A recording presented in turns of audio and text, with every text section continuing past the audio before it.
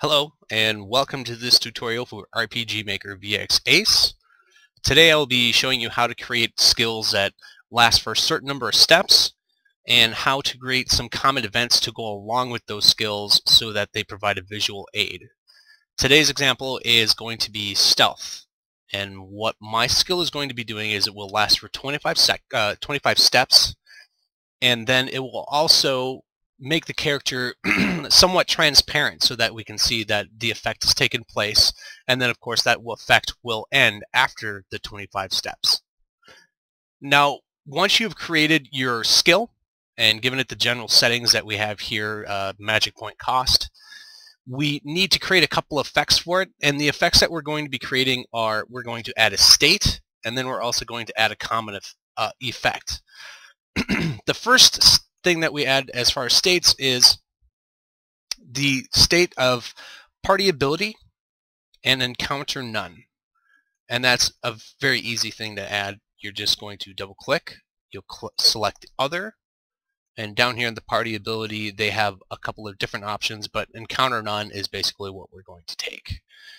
And we're also going to use remove by walking, and I set that to 25. We're not going to add any restrictions, and I'm not too worried about priority. It's not a real big deal. You can add an icon if you find something that you feel is necessary. Once we have our state created, we'll add that to the skill. And then the next thing we're going to do is we're going to create a common event. And in order for this particular event to work, we're going to be making two common events. But the first one is just kind of it starts things off.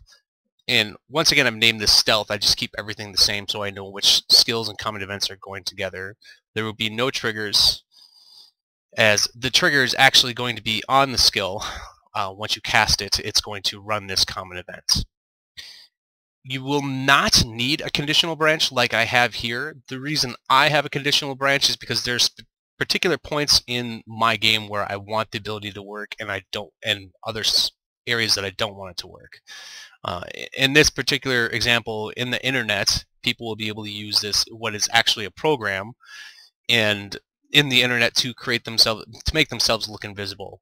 And if they're outside of the internet, then obviously they can't use it. A little message will pop up, says can't be used, and I also make sure that I refund them for the mana usage of that ability. What we really need to do here first is create a controlled variable, and what we're starting out with is actually a single variable, and just find an empty spot and name it steps. Once we have it named steps, what we want this variable is to be set, and we're going to set it to game data.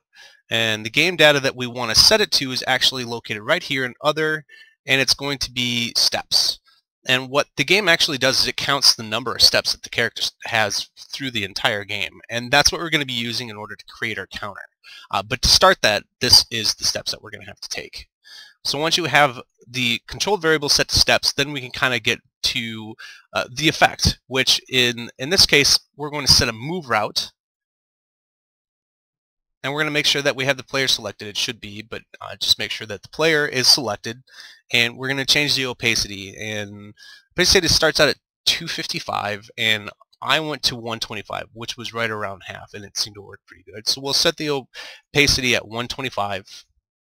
And then we're also going to create a control switch. The control switch is actually going to be used for our next common event. That's what it's going to be used for. So go ahead and create another control switch and just name it stealth. Just keeping everything similar is going to make it easier in the long run to figure out where everything is. And the last thing we're going to do is we're going to call a common event. And the common event we're going to ask for is right after stealth, and I named it stealth off, which might be not the most appropriate name, but for me, I know that what stealth off is going to do is it's going to continually run a script and then shut off stealth. Once you have the stealth set up, then we're going to the next line for the common events, and we're going to create stealth off. and we want to create a trigger process. And for this instance, we want parallel process. We want this script to continually run until we've counted to 25, and that's basically what this is going to do. And if you're going to run a trigger, whether it's auto run or parallel process, you need a condition switch, which we just created in Stealth, and by the way, turned on. Parallel process, and then the condition switch will be Stealth. The next thing we're going to do is we're going to create another controlled variable. And if you want, you can actually just go back to Stealth and copy this one and paste it here. And we would have to make just a few adjustments if that's what we chose to do. But this is, for the most part, what the end result should look like.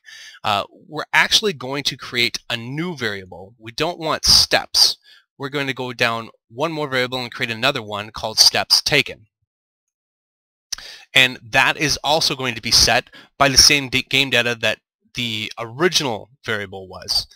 So we're actually kind of duplicating this and just putting them in putting the variable in two separate spots. The next thing we're going to do is create a conditional branch. And the conditional branch is going to be steps taken is greater than our variable steps.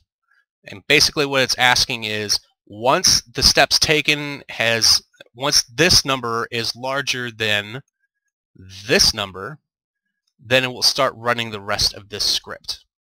And this is important because what it's actually going to start doing is counting for us. And the way we're going to make it count for us is by taking the controlled variables of steps taken minus, we're going to subtract steps. The best way I can kind of describe this example is what happened here is, let's say we used the skill Stealth when we'd only walked 100 steps. So this variable will now be 100. And this variable will actually also be 100. But the common event is going to continually run over and over again. So every time you take a step, when we get to 101, this will actually be 101, 102, 103, so on and so forth. And with this controlled variable, taking 101 minus 100 is now going to give us our count, which we're going to count to 25. That's where we're going to get our next conditional branch. Once steps taken is greater than or equal to 25, then we're going to run the last part of our script, which in here is going to be setting our move route again from player, and we're going to change the opacity back so stealth is worn off and now the character is fully visible. And then we end the script by turning our control switch stealth, which is up here. We're going to turn that off, and that will end the common event and effectively end the skill that we have used. And now to show the finished product, load a game real quick. We'll be able to see the character as he moves around. And when he uses his stealth skill, as you can see, it turns him slightly invisible. And after 25 steps, he should reappear. 1, 2, 3, 4, 5, 6, 7, 8, 9, 10. And there it is. And as you can see, everything has worked as it's supposed to. I hope it helped. Thank you for watching.